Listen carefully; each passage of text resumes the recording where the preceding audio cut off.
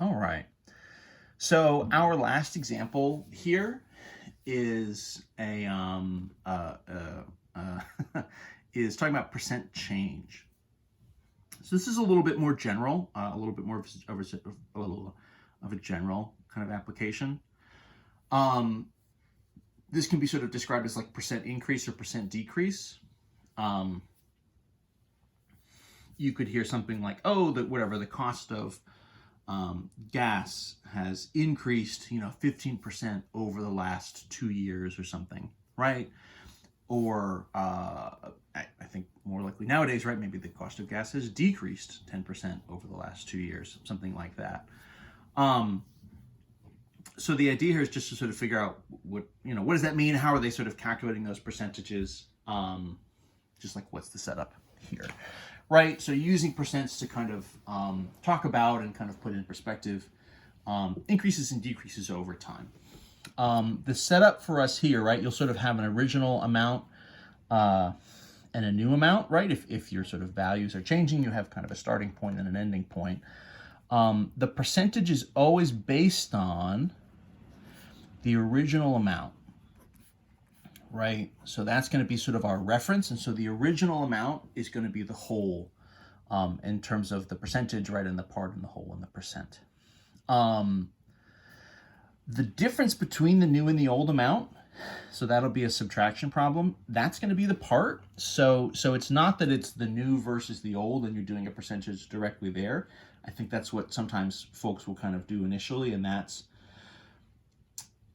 sort of a version of change, but it's not directly the change, right? So the percent change we're calculating is, how much is the change, what is the amount of the change versus the original thing. So if the cost goes up by 15 cents, if we're talking gas prices, right, and the original price was $2.30 and now it's up to $2.45. So the idea is the 15 cents was the change, right?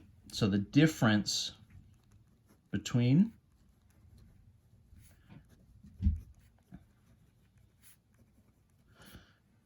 the new and the old, that's going to be what we use for the part. So your percentage is based on the 15 versus the $2.30, right? The 15 cents versus the 2.30, rather than like 2.30 versus 2.45. If you do a 2.45 versus a 2.30, you can still get a percentage there, but you would have something like, rather than that being, and I don't know what this number is, but say that's like a 7% increase or something, right? So if you do 15 versus 2.30 is 7%. If you did 2.45 versus 2.30, you would get like a 100% value, or a 107% value, right? So the 7% is kind of built in there. But if we're just talking about the change, right, it's really just the 15 and the 7%. I'm probably talking a little bit too much here. So our percent change, right, would be the percent. So it's based on the part and the whole, where it's the difference, right? It's however much the sort of change was. So let's run a couple examples. So let's say you're running a store, right? So you're running an optical shop.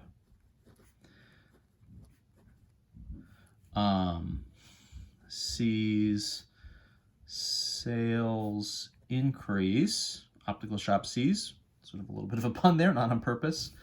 From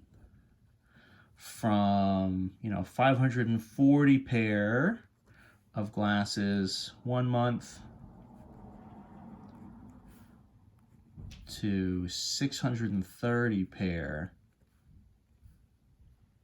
the next month. So the question is just, what is the percent increase here? What was the percent change? You could think of a percent increase as sort of a positive percentage, a percent decrease as a negative percentage. I think the way that this is sort of asked in the book is not so much in positive and negative. If you're doing an increase or a decrease, you're kind of just labeling it as such, and then you're, if the price increases, it goes up, then it's an increase and you do the percentage. If it goes down, it's a decrease and you do the percentage there. So watch the wording on this if it seems like they want a positive or a negative. I think if they'll just say increase or decrease, and you can just put in the percent. In any event, this is an increase. So what do we have here? So 540 is the original, right? So that's going to be our whole. 630 here is the new value, right? So we went from 540 now up to 630. So 540 is kind of our reference number, right? That was kind of our baseline, our whole. So now we're going up to 630. What you need is the part, right? So the part for us here is going to be, right, the difference between those two. So I'm just going to do 630, right, the new value, minus the original 540. And you can see that means, you know, we essentially increased by 90 sales in a month, 90 pair. So the part here is 90 versus this 540, which was the original. So that's my part. This is the whole. So now my percent increase, right, is going to come from 90 and 540. So again, the classic mistake here is to compare directly 630 and 540. You want to compare the difference between the two. So do that subtraction first, right? Difference means subtraction. So the increase here was 90 pair, and now you can set up, right? So for us, trying to find this percentage, so the, you know, the percentage over 100 would be this change, 90 pair versus the original 540, right? Cross multiply. I don't think this is going to go quite evenly. So the x here would be, right, kind of 90 times 100 over 540. 90 and 540 here are actually really the comparison point, right? Because, you know, 9 would go into 54 6 times. So that would go in to 540 6 times. So my percentage here is really like 100 divided by 6. It's not going to go evenly. You know, that would be what, 50 divided by 3 or something, right? So this is like 16 2/3%. So the percent increase here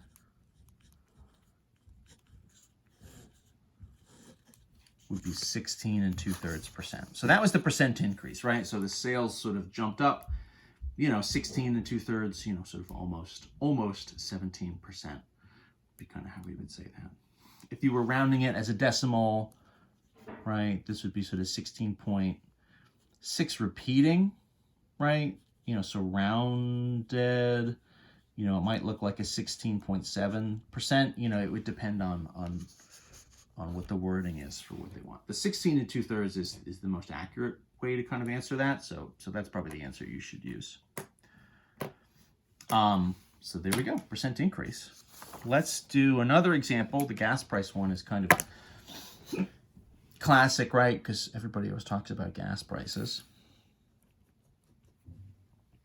So if gas price drops 8% and the starting price was $2.20 per gallon, right? What is the new price?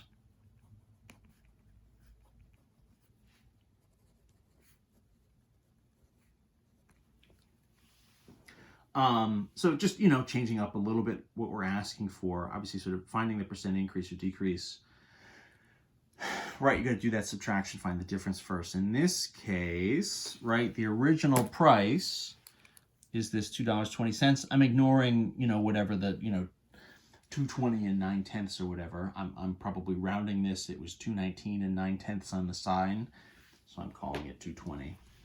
So that $2.20 is our original, right? So that's the whole. The rate here, right, or rather the percent, is 8, right? So this is an 8%, and this is going to be an 8% drop. So what I need to do here is a pretty direct calculation. I need to figure out how much is the change, right? So the change here, right, the difference is going to be the part, and so that's what we'll solve for. I need to figure out what is 8% of this $2.20, and then the new price is just going to be, right, 220 minus whatever that drop is, minus the change. So let's set up, let's go equation style. So let's do 8% times the whole, right, $2.20 is going to equal this part. Just to save time again, I'll kind of crunch this over here. This is not the most crazy calculation in the world. Oh, and this is an interesting one, right? This is dollars and cents again, right? So if I did this calculation, so 8% of $2.20 is, 0.0176.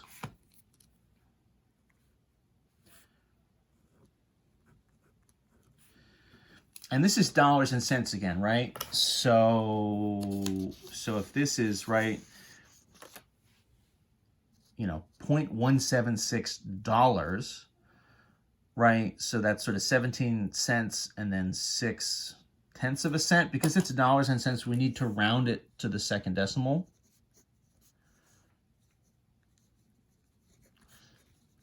Right? Nobody's going to charge you 0.6 of a cent. So this is going to round to 18 cents. Right, so the 6 is going to round that from 176 to 18. So that's the drop. So then my new price is going to be $2.20 minus 18 cents. So that's $2.02, right? So that'll be the new price. And that's the move. So, percent change, right? This is percent increase, decrease. So that was a decrease, that was a drop. Gas price going down a little bit, but every little bit helps, right? So a little cheaper makes it that much better.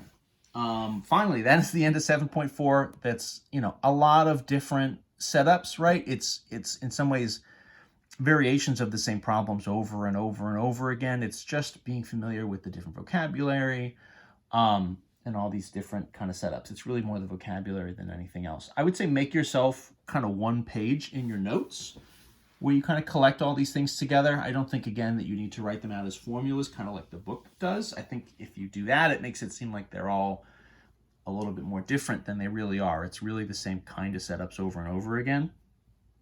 So I would say, whatever way makes the most sense to you, try to write up a page of notes and kind of have it as a reference, so you're not trying to go through, 10 pages of notes or whatever for any one problem. Excuse me. Anyway, there you go, 7.4. That's the end.